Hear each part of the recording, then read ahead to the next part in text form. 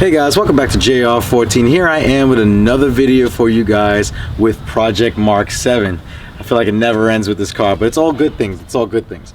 If you were at Waterfest, you kind of already know what this is, but for all the people who haven't seen or weren't able to make it to Waterfest and haven't seen what this is the aerofabb rear diffuser for the Project Mark 7 and for Mark 7 GTIs in general. One thing I like about aerofabb, if you haven't seen that video where me and my boy Calvin, we took off the bumper and installed the front splitter, definitely look in the upper right hand corner of the screen, you'll see that video. But they make really good quality parts. They're located in North Carolina.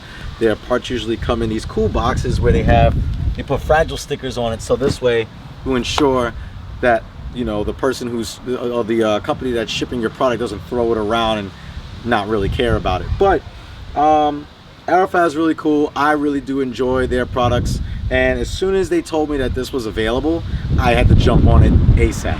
But without further ado, we're gonna go ahead and we're gonna check this out.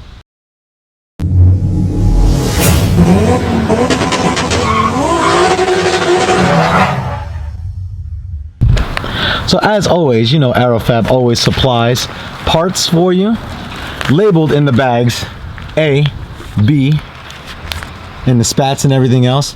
And now my guy includes Sour Patches in his kits now.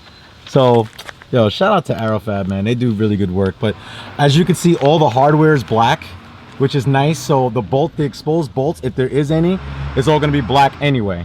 So that's pretty cool. So you don't have to worry about that. But we're definitely gonna take this apart and then we're gonna see. Now the thing about this is, if you are running mud flaps like I am on the Mark 7, you actually have to remove your mud flaps, the OEM mud flaps. So that's cool because they come with slats on the side to prevent, you know, kick up onto the fender and stuff like that. So yeah, it definitely should be dope. So let's get to it. So as you can see here, these are all the pieces. This is it. For aerofabb, it's the rear slits on the side, on the left and the right side, just this piece in the middle, and that's it. And you think that this might be heavy, it's aluminum, so it actually is extremely light. So that's really nice. And it's, as usual, they just do really good work. They really do. It looks fantastic. Looks really well put together. And I can't wait to install this. Well, we first got to remove these rear mud flaps because they cannot be on the car because they use existing holes that they're covering. So let's go ahead and get started on that. So in order for us to take these off, the mud flaps off, we actually, for lowered cars, we have to take the wheel off. So we did. So now we're able to get to these screws. I believe these are T20s.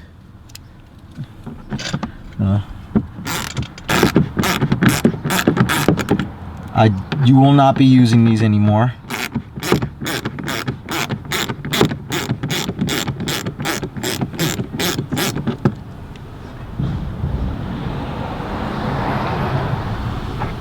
Unless, what you can do, you can actually just put the screws back in and just have them sit in there. So it's like no water gets behind this or whatever. Your choice. You don't have to. But I usually do it because it's New York and water gets everywhere. All this road and grime. Alright. So now you got that down from there. And there's one little clip on the bottom. Looks like you need to take a flathead screwdriver, pop it down, and then you'll be able to remove it. So, got a flathead screwdriver right here. And we'll be able to pop this out. Like so.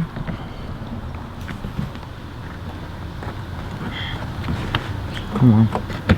Great. And that's it. So now that side is done. And we gotta do a lot of detailing work to get that out. A lot of scratches. We'll take care of that. It's the first time I ever took the mud flaps off. I don't know how I feel about it. I like my mud flaps. But in order for us to do this, all this dirt I'm pouring in this grass. Yeah, that's just sitting there, decaying away. All right. So what we can do now is that since we don't need those anymore, we can actually go ahead and we can screw these back into place. I prefer it to look somewhat neat, so we don't have to And there's metal tabs in here too, so that's what it catches to. So you don't have to really worry about it. Alright, so first thing that we need to do is that we need to remove the 2 T15 screws that are down here. So these right here. We're mainly fixing this piece first, and then we're going to pull this whole thing down, and then we're going to put it all back together. So should be fun. No way. No.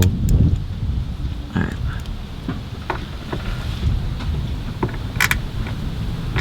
These things are small.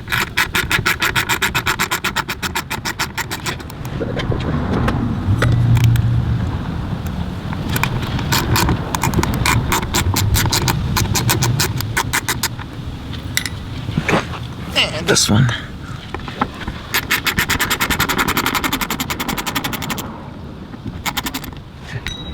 Now,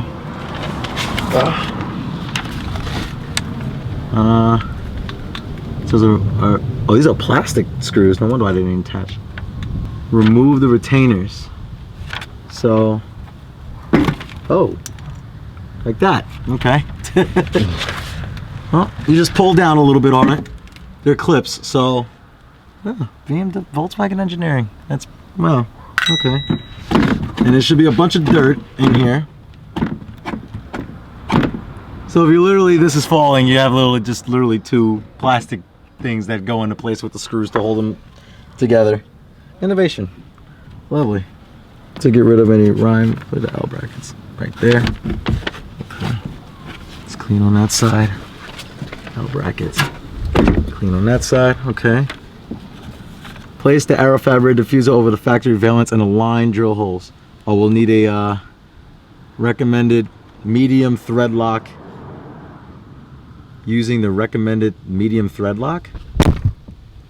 What's thread lock? That's like lifetime? Yeah. Oh, you have that, right? It says using the recommended, says it comes with it. So. Do you have Loctite? No. Put it over the existing one, like so. Oh wow, that fits perfectly. Using recommended medium thread lock and 532 hex. Install remaining hardware. A bolts and washers through diffuser A holes. Okay. Okay, cool. So the A's. So where's that A bag? No custom. Okay. So basically with these you have to use thread tight just to keep them secure because you're putting them in metal into metal, and these are clips. So these are going to clip in through the L bracket. I think they're going to slide in through the nuts from the hardware. Okay. So you're going to put these inside the L brackets here so then that the bolt can attach to it, and instead of these clips. So if you ever want to go back to stock, make sure you keep these. I'm sure these are hard to find through Volkswagen, so just make sure that you keep them and don't break them. And yeah, so we're going to go ahead and do that right now. So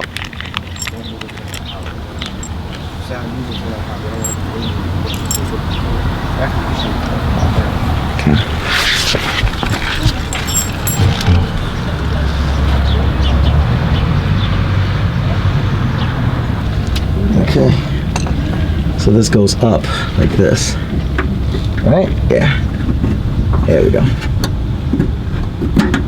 Got it.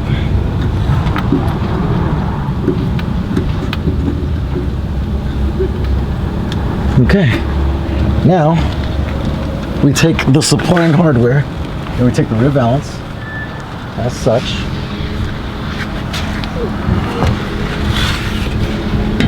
Don't drop this, because if you drop it, it scratches. That's it. You can always spray paint it. No, I'm just kidding. Don't do that.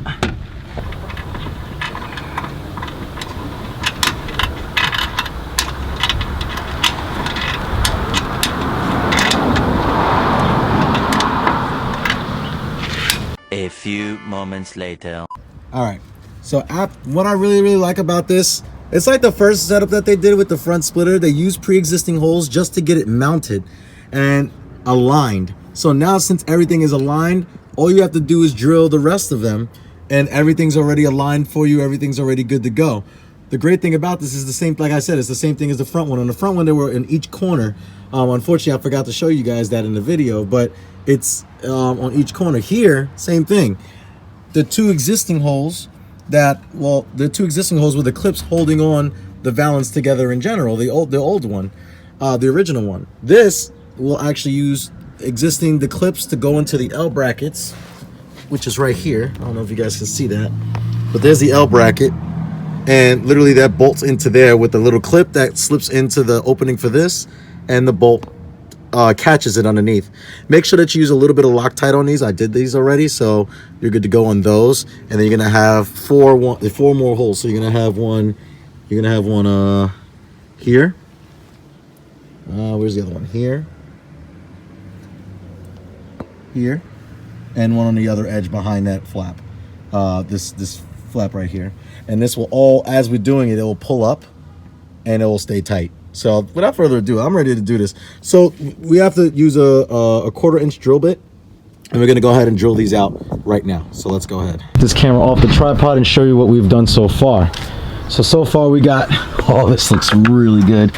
This looks fantastic. So now we have to drill 4 holes lining this up to get these slats on. So we're gonna go ahead and do that. It's a little bit involved.